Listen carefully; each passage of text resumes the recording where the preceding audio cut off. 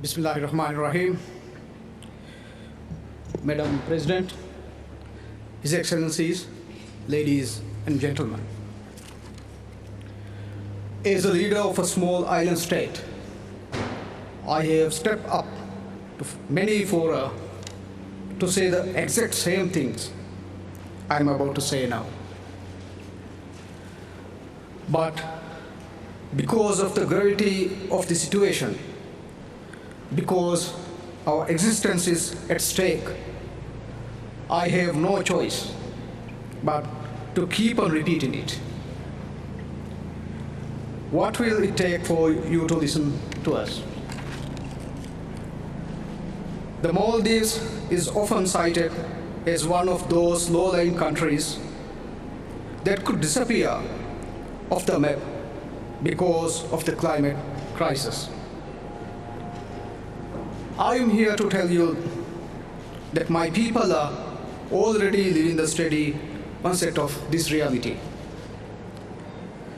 Just this past month, I was traveling within the Maldives. On the 6 islands I visited, all of them were experiencing severe erosion. This is just one example of how our people are having to live with the harsh realities of climate change. Our islands are slowly being inundated by the sea one by one. If we do not reverse this trend, the Maldives will cease to exist by the end of this century. The science tells us many things. It tells us we are facing a code red scenario where global mean temperature is presently at 1.1 degrees Celsius above pre-industrial levels and is rising at frightening pace towards the 1.5 degree ceiling.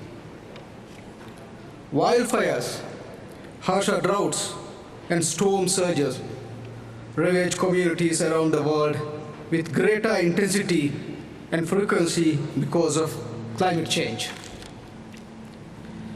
Based on the science, we know that our capacity to protect the health, well-being, and safety of our people and our planet is being driven to the brink. Ladies and gentlemen, as I have said before, if the rise in temperature remains unchecked at 1.5 and jumps to 2 degrees, that is the death sentence to the Maldives. In a world where we cease to exist, our fate would remain a dark omen of the grim future that awaits the rest of the world. My people are determined not to let this transpire. We are determined to be part of the global solution to reverse these trends, to change the status quo. We are determined to lead by example by taking the most ambitious climate actions and committing to achieve a low-emission development and a climate-resilient future. The climate emergency cannot be solved by the actions of individual nations alone.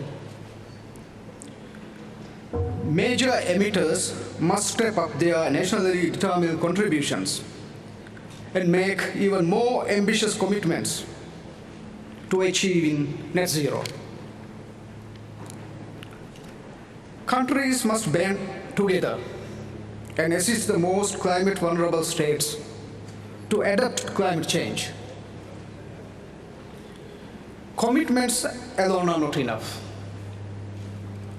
At Paris, this assembly reaffirmed its previous pledge to provide $100 billion annually to developing vulnerable states.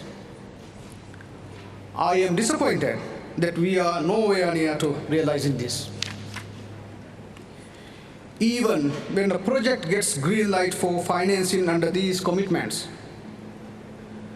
we are mired in red tape and a myriad of reports studies, and other assorted paperwork that render ineffective these projects mean to address the urgency imparted on our communities by climate change. We need to agree on stringent accountability measures to ensure that all commitments on climate finance are met if vulnerable states are to stand a chance. We have all decided to come to Glasgow, despite the pandemic, with common purpose.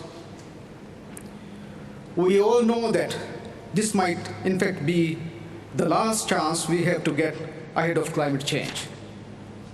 Please do not let this opportunity go to waste. I thank you.